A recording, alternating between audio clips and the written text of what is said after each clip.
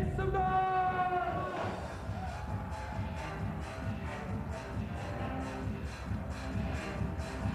Hey Chris, when you started off being a club DJ, did you ever think it'd end up with all this and the success that you've had?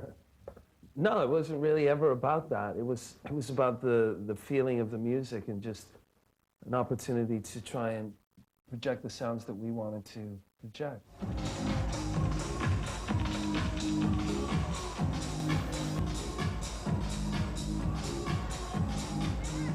What point did you realize you actually had something, that this was moving ahead for you?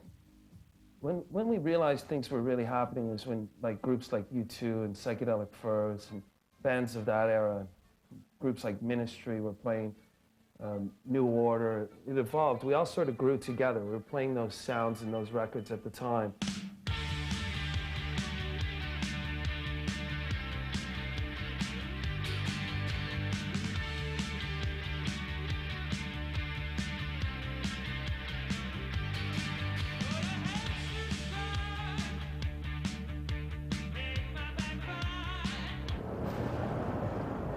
So Chris, how often do you come down here? Oh, you've got to make sure you're here at least every Thursday.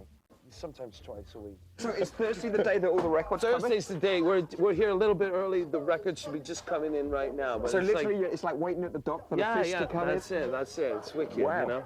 Actually, I think the records have arrived. We beat the fish to the pond. Oh, see? This is it. The shipment has arrived. Where are the DJs? Security! There's the guy responsible. Well, we get one with Sheppard on a warpath, baby. Andrew Galea, Aston Harvey. They call themselves Soul Brothers, taking you on another magical mystery detour. As we touch down in your town, Celebration Generation, it's Chris Sheppard on your radio, feeling all right. You turn the radio up loud as we touch down in your town. Feeling all right, 2 fingers in the air, spreading the message of love everywhere. Shep, you're on a warpath. And you're back to rock to roll, Wicked One, Soul Brothers. Get it! David Marsden gave me my first break on radio on CFNY in Toronto, and it was really weird. We thought, how can we bring what we're doing in the clubs onto radio? It wasn't done at the time.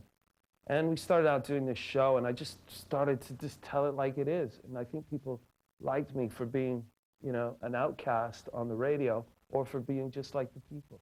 Just one of the people, really. What are you guys listening to?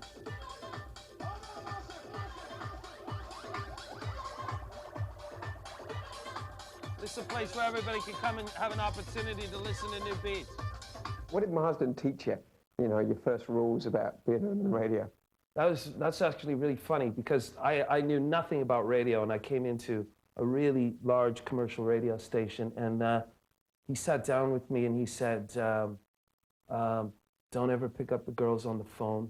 They're not what you think they are. Don't ever eat what they send you in the mail. And those 2 rules actually still hold true, and they're about the best things you could learn. Serious.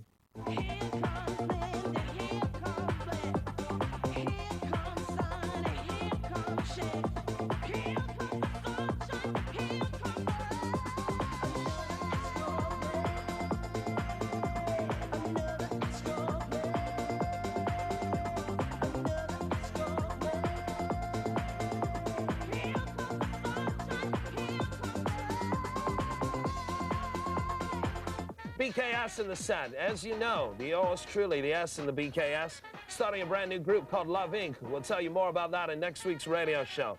I've got a little bit sick of like the whole rave culture thing, you know, to be honest with you. It's like when I invented it in Canada, October 23rd, 88, I did the first rave. We had this rave and we just had this amazing party and this great euphoric sort of experience. And I said, oh, this is definitely going somewhere. This is where I want to be. And I spent several years of my life exploring that and doing that sort of thing. And then it just got to the same way as punk rock got. I can't believe people are still really doing it. Don't waste my time, 'cause I got mine. You know I'm fine. My love is yours. Just blow my mind. Be right on time. Is your love mine? Who do you love? You're not known as the world's greatest technical DJ, but you're known as one of the great party DJs. What's the difference? It means that I just get really wasted and come out and throw on the best party for everybody. I think that's what it's all about.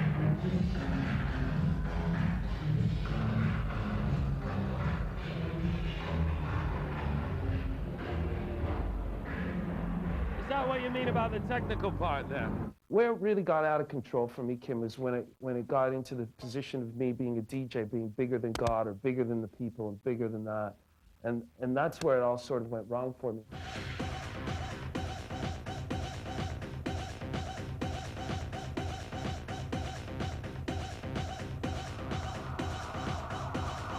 You've been out of it a year, predominantly. Was it because of the leg? It was a combination of things. I was really like losing the plot, and I think the leg had something to do with it. It was sort of like a time to say slow down, because I was just in a situation where I would like, okay, go record shopping during the day, do a radio show, then do a club show, then do a rave after that. Then actually I'd continue raving for 3 or 4 days. So it was like a sign from God to say, hey, listen, slow down a bit. This is a complicated thing about Love Inc. when we record. We need 3 people to play a bass line. In many ways, I feel like I'm still there. We're all gathered around the radio, and we're all having this party. And I'm just in the living room at the same party as everybody else is. That really satisfies me more than personal wealth or gain. And I honestly mean that. It's just having a good time, really. Yeah. Wicked.